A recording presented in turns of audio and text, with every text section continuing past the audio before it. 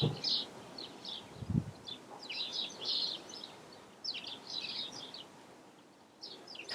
good morning, welcome back. Now this is a project to upgrade my Softail Street Bob to a full-size traditional 5-gallon fuel tank. Now this project is a bit of a game of two halves. First, I've made this center console out of steel. It needs a little bit of fine tuning and finessing, and then it's going to get a coat of wrinkle paint, and I'll put that on at the end. So the next part is to prep the tank for paint. Now all modern Harleys have a big awkward fuel pump assembly fitted inside the fuel tank itself. Now this is a brand new tank. It came in primer with no fuel pump. I've had to buy that separately.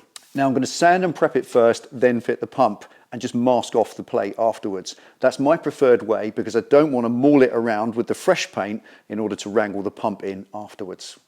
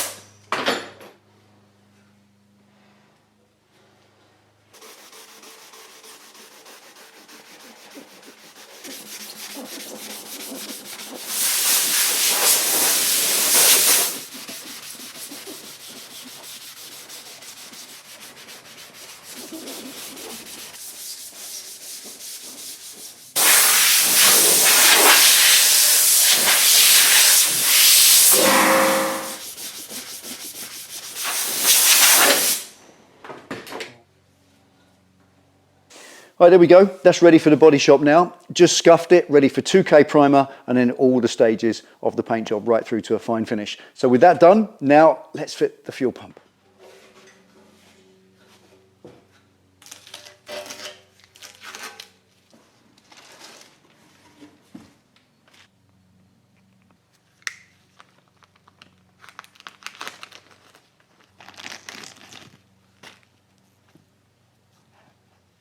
Okay, there are 3 drain holes in the bottom of these tanks because the pump plate lives a little higher. So to get the fuel out that's below the pump plate, I guess that's what these are for. Now, they're metal threads pre-welded into the tank, and they've got a taper, as you can see, and on the screws that I've bought separately, they've got an O-ring. So that indicates an O-ring against the taper means you don't want to be doing it up too tight. It's not necessary. Once it's nipped and locked in nicely, that O-ring should do its job. But just a bit of common sense, I'm going to put a touch of Vaseline on the O-ring just to allow it to slide nicely into place and not drag on that metal taper. A bit like we oil an O-ring gasket on an oil filter, same principle. So let's do that and then we can do the pump.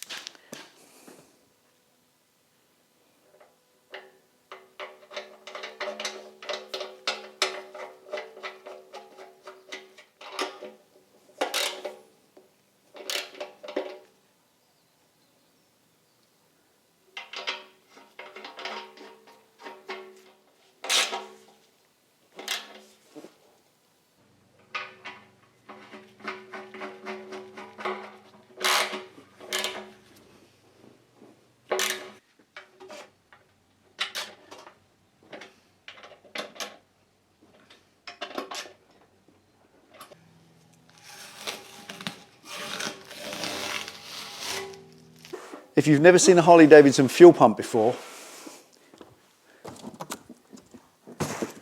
then check this out.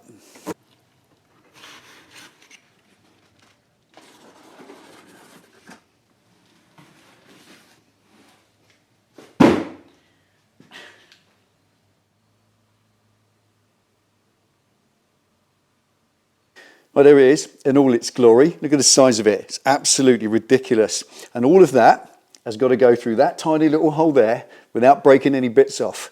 Kind of like trying to feed a palm tree through your letterbox. But there it is, very carefully, a little bit at a time. I've got to feed all that in exactly the right order.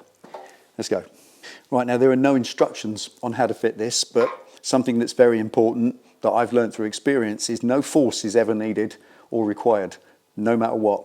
Everything will go in through that hole with just careful, considered manipulation. Just work it out. If it won't move and it's jammed, come back out and try it another way, and it will all go in without forcing anything, because it's quite easy to break these delicate plastic parts.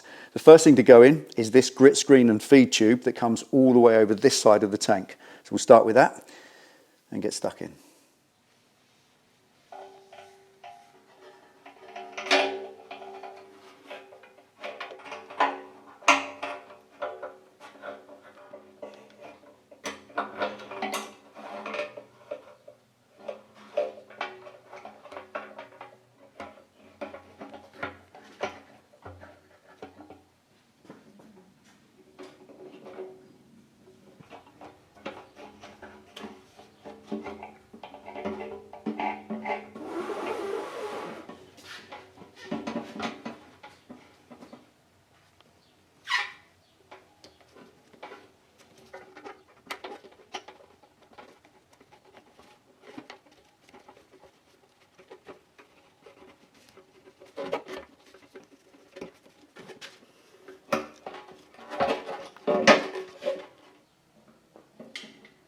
Right, something that's quite important there, where you folded that screen in half and folded it back on itself to get it through the slot, it's important to just look down and make sure behind the pump that it has unfolded itself and sprung out to its full natural position along here. Otherwise, if it is folded in half and kinked, you'll get fuel starvation issues and whatnot. So that's fine.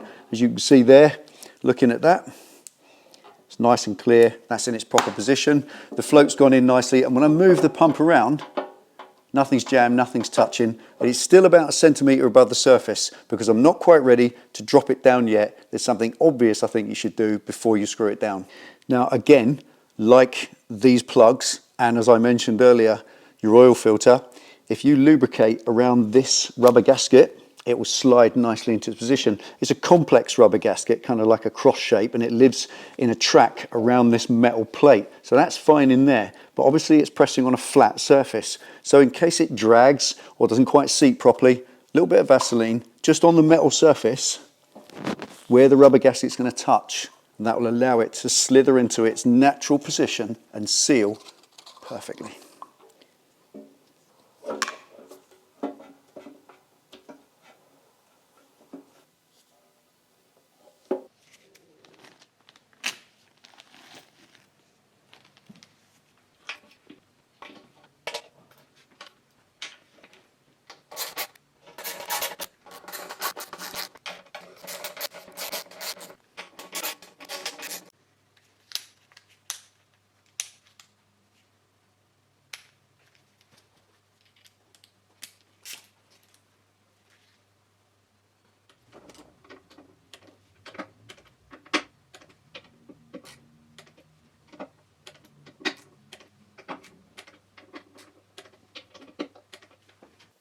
Right, that's the pump plate fitted. Now get your torque settings sorted out and the sequence before you come to it, and make sure you torque it in at least 2 times, because with a plate, a flat plate, it's the same as a cylinder head. You have to do it in sequence and a couple of goes round it to make sure it snucks it down neatly into place. But you know that. The other thing is, we did a visual check in through the hole to check that this filter screen has opened out nicely into position, and it has. Also, I want to check the float now. So pick the tank up, and as it's upside down and that float's hanging that way, if you turn it over, you'll hear it drop into place.